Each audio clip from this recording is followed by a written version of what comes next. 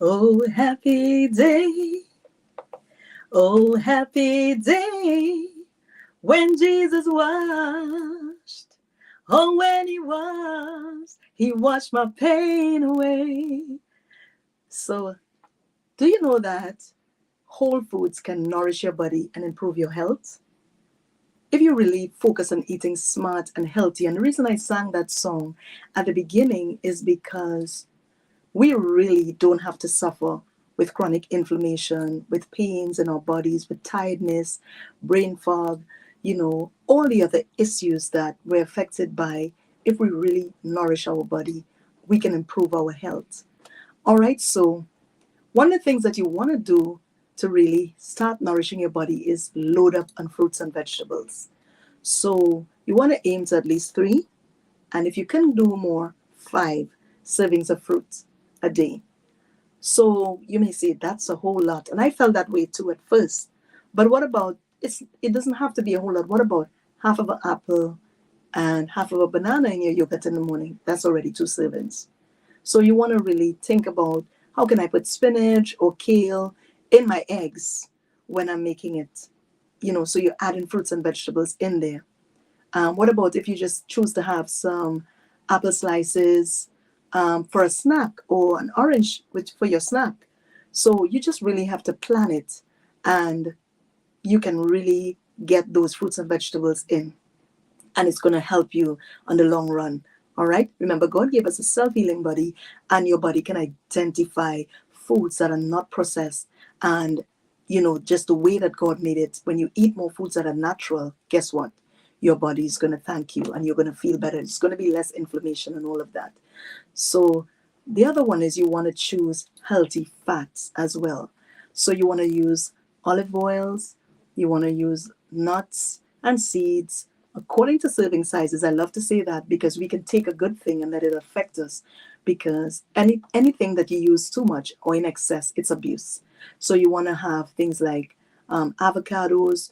Those type of things are really going to help in terms of healthy fats. One of the things that I really like is flax and chia seeds as well. Those are healthy fats as well. So you can use that in your yogurt, you can put it in your soup, in your smoothies, and it's really anti-inflammatory as well.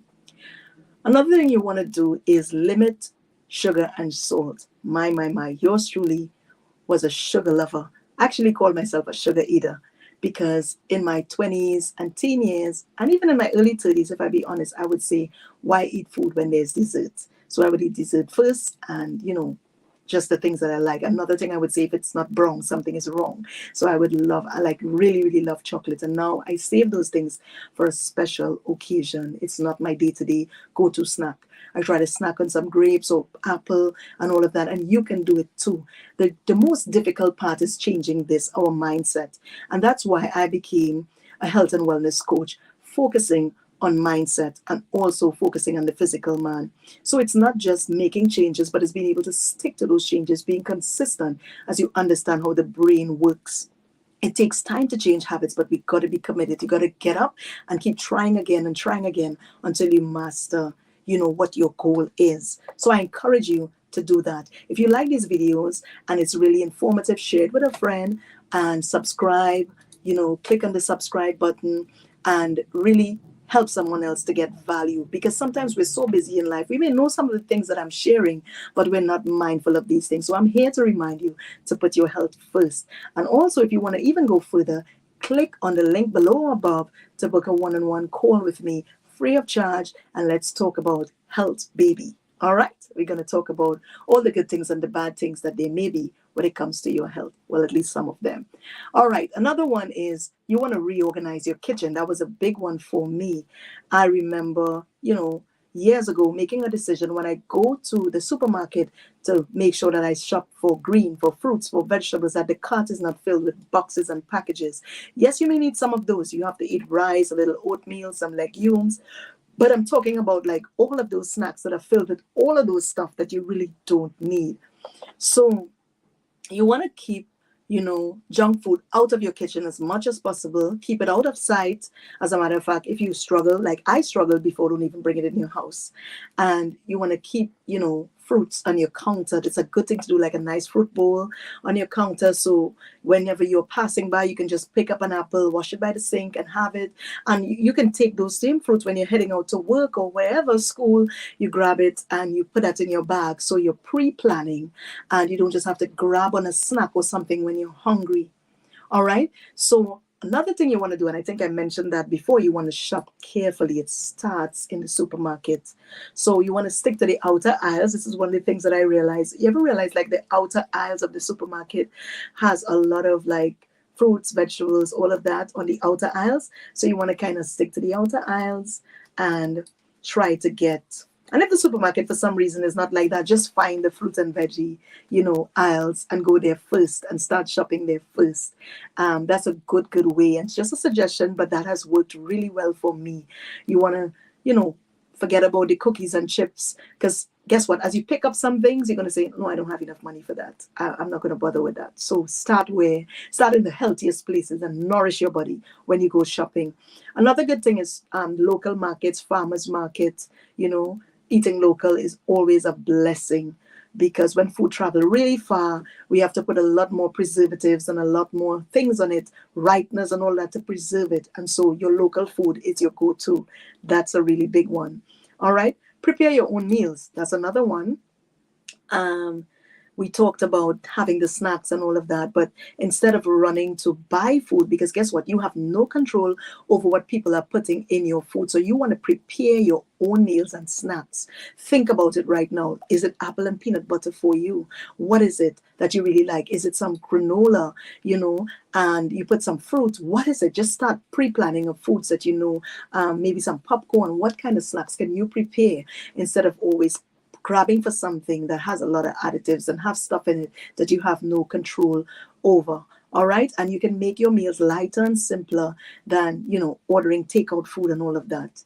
So you have control if you prepare your own meal. That's the top. That's the bottom line. Sorry.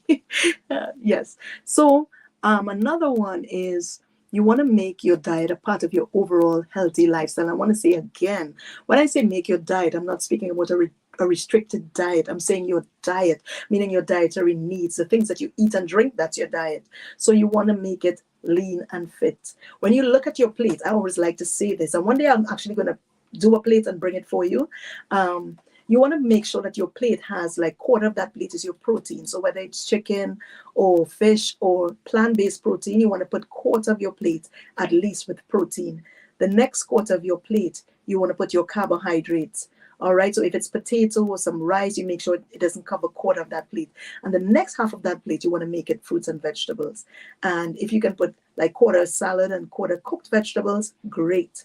If you don't feel like that and you want to put cooked vegetables and put a fruit on there, great. Who says that you can't, right? You're going to really do what you like, adapt it to suit you, but ensure that your plate and your meal is nutrient dense. You don't want to fill a bowl up with rice and then there's 1 tablespoon of beans and 2 leaves of lettuce like yours truly used to do.